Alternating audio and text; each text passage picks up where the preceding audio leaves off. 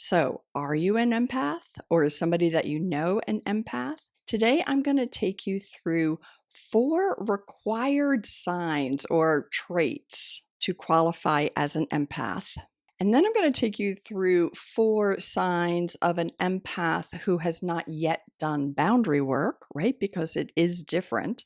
And then I'd also like to discuss some traits that are being spoken about on the internet as if these are signs that you're an empath. And while these things might be very common for empaths, some of them can also be common for narcissists or introverts or other people who would probably not consider themselves empaths, right?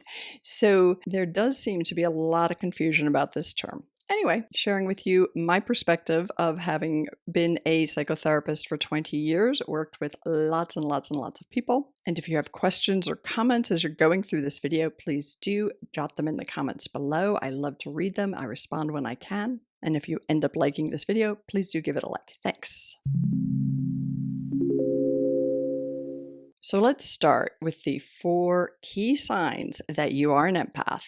And remember that number 4 is very, very required. So if there is some way to have the first 3, but not the 4th, I'd say not an empath. All right, let's get going. So number 1 is that you have a very strong ability to recognize, understand, and even feel and share the emotions of others. So that is basically the definition of empathy, and it would include both the physiological, the feeling in the body, the emotional connection, and the cognitive elements of empathy. And I do discuss this more in my video on what is an empath and what is empathy, and I will link that at the end of this video. But basically, number 1 required sign is that you have a very high level of empathy. All right, we started right there. Number 2, people have been coming to you for emotional support your whole life.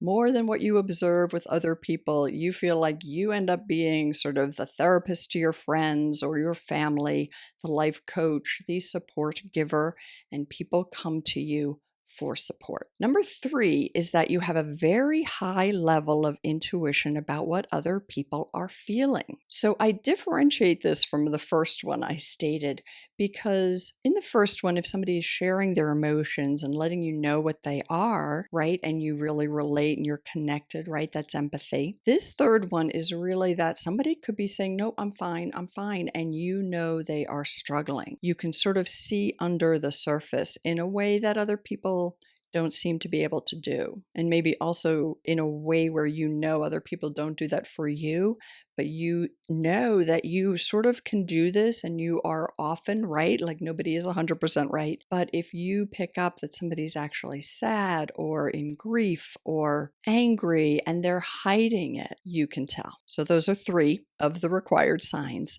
The 4th is that you care. You truly, truly, deeply care and wish you could relieve others of suffering. So if there is any way that you could have those other 3 qualities, but not like truly care, I would say that you would not qualify as an empath. So comment below. Let me know what you think. Let me know if you agree that those are sort of like the 4 critical signs, although maybe wait till I go through the ones that are sort of commonly talked about because you might get a different perspective than you've gotten from other videos or books or information that you've read, and you still might disagree with me, and I always like to know, so do let me know. But anyway, without that quality of really wanting to relieve others of suffering, even if you don't take the action because you know it's not the right thing to do. It's not always the right thing to do. Sometimes it's impossible to relieve other people from suffering. And you may know that, so you may not act on it, but you wish you could. You had the true desire to relieve others of their suffering. Okay, now I want to share 4 traits of empaths before they do boundary work. And I'm going to start with the one that really underlies all of these, and that is emotional contagion. You don't just relate to other people's emotions, you take them on. They're almost contagious to you. If you're with somebody who's anxious, you feel anxious. If you're with somebody who's angry, you might feel angry. You might take on other people's emotions to the extent that you don't even know which are your emotions and which are someone else's. And this is actually a very, very key area in which I work with people through the boundary program that I have on differentiating techniques to begin to figure out, where do I end and the other person begin? How can I be empathetic and caring and have this ability to pick up on others' emotions without taking them on as if they're my own? So, a sign of an empath prior to boundary work is emotional contagion. And from emotional contagion comes an element of jumping in to fix other people's problems. So that would be the second sign of an empath who hasn't yet done boundary work, jumping in to fix other people's problems. And again, this is one that people who are not empaths sometimes do also. And I'll talk about that a little bit later.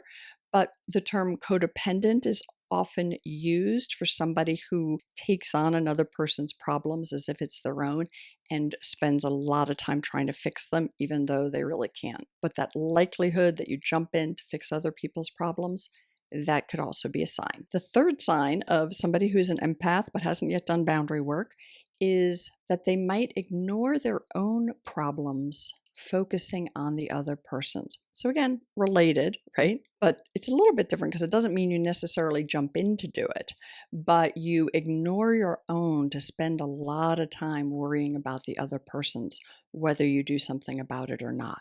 And then the fourth sign is that you actually absorb other people's energy, like physically absorbing their energy to the point that you might frequently feel totally physically exhausted, not just emotionally exhausted. And again, these are all kind of in the same soup. I'm separating them out, but they're all very, very related to the issue of the emotional contagion and the taking on of somebody else's emotions, both not both, three ways: cognitively, physically, in terms of energy, and emotionally. Okay, I want to talk about some signs that I hear mentioned a lot about this as a sign that you're an empath. And while these might be things that are common for empaths, they definitely would not define an empath.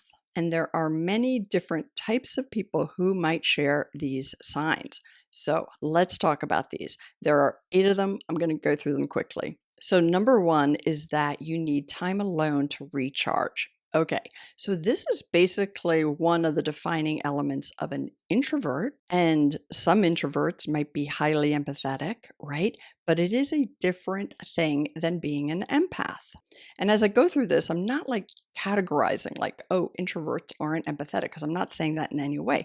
Some introverts are very empathetic, and some are not all that empathetic. But needing time to recharge could be a sign that you are an empath and you find it exhausting to take on other people's emotions and you find all that caring really exhausting. But it also could just be that you're introverted and being around a lot of people, being in crowds, being in crowded places is exhausting and you need time alone. So that in and of itself is not a defining characteristic of an empath. Number 2 is that you are highly conflict averse. Okay, lots of empaths are conflict averse. Most empaths can see both sides of a situation, but I would also like to say that there are many empaths out there who are doing advocacy work, being advocates, supporting trauma victims, fighting for animal rights, fighting for people's rights, and fighting for change is conflict, right?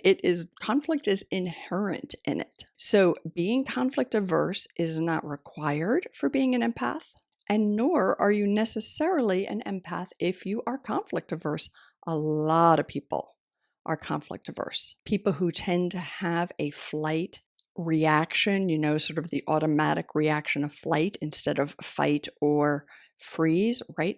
The flight people, very conflict averse. This third one I think is super important to understand. So I've heard a number of people say that a sign of being an empath is that you can pick up on subtle cues in people's expressions, their eye movements, their body language, their facial expressions, and their nonverbal gestures to know how they're feeling in that moment.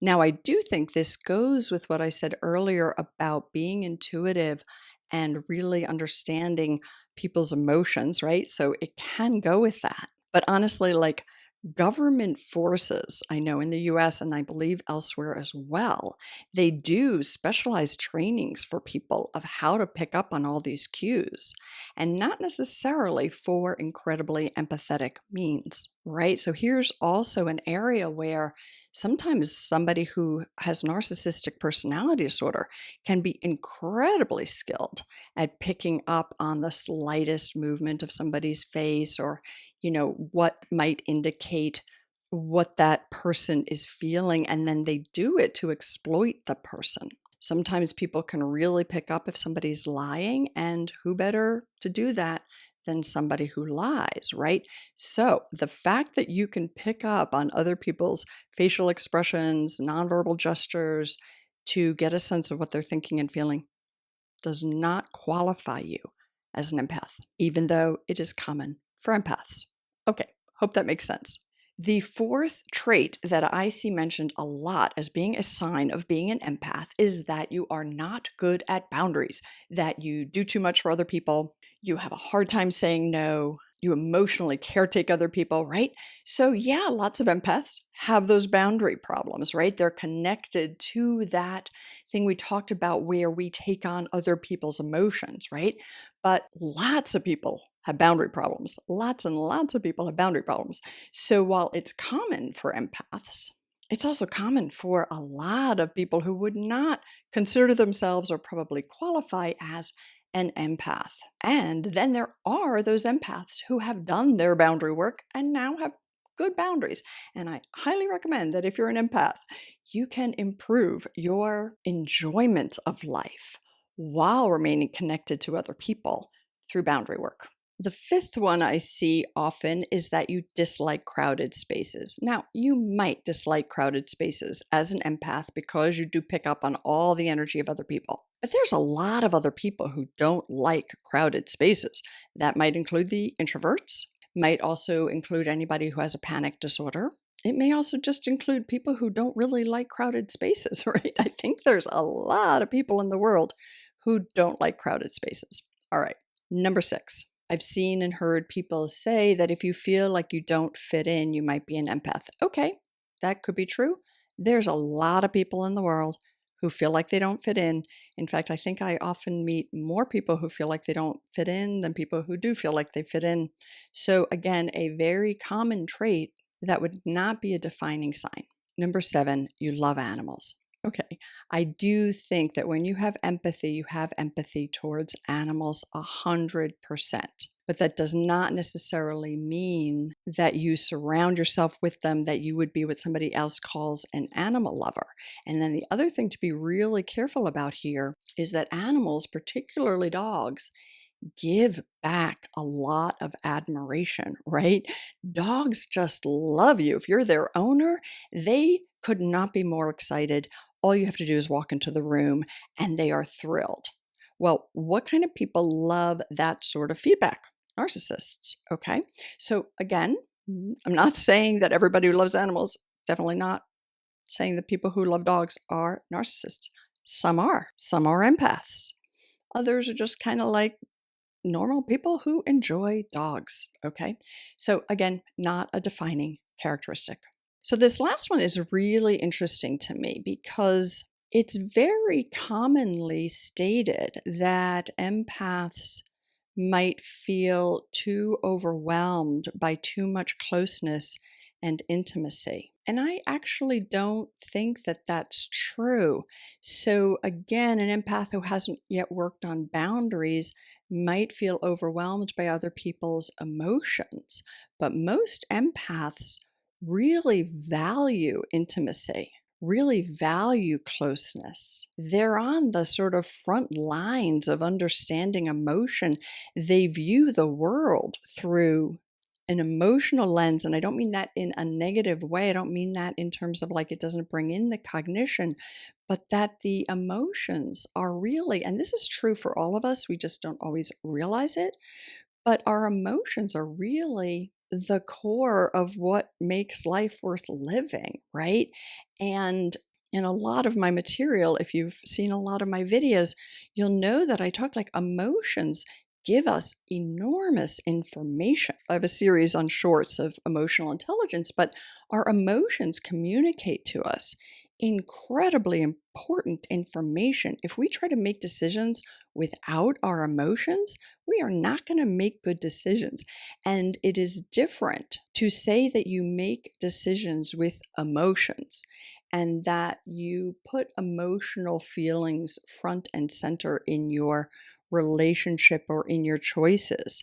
Does not mean you're emotionally unstable. It doesn't mean your emotions are all over the place. Okay, they're different things. You can be emotionally regulated and prioritize emotions to live a happy life. Now, with empaths' extra ability to do that, both for themselves and for others, once they've done boundary work, once they've really healed the parts of themselves that they may have shut away or ignored or pushed down, once they've healed those parts and perhaps healed some of the experiences that led them to being an empath, right? Because that's the topic for a different video, but it's also something important to consider. So once all of that is healed, empaths highly value connection, emotional connection, intimacy, and closeness. So let me know what you think about this. And let me know if you agree or disagree, or if there's a point or two which makes you think, no, don't agree. Or if you have research that disputes anything I've said, I would love to see it. You can put a link in the comments, and I guarantee I will read it if you send me some reputable, scientific research, because that's really where I go. So I was trained as a therapist. I think many of you know my first career was in business. I have an MBA, and then I went back to school and got a second graduate degree, became a therapist, was a therapist for 20 years, did lots of training, specialized with anxiety and trauma. Then I began this YouTube channel. And throughout my years, actually, both when I was on Wall Street and while I was a therapist, and obviously doing this channel, I'm a researcher. I love to dig into information and look at actually like the original research that's been done in different areas. I'm a perpetual learner. So when I do a video like this, I actually do pull up a lot of research and then combine it with my own experiences and the experiences of all the people I've worked with to sort of pull it together in a comprehensive way to help people around the world understand this stuff. So if you support the channel, I would love it if you would subscribe. And I do love to get your comments, both positive and negative. And I hope you have an awesome day, and stay tuned for more topics about empaths, empathy, boundaries, navigating this sometimes tricky world with joy and compassion and open-heartedness. All right. See you later.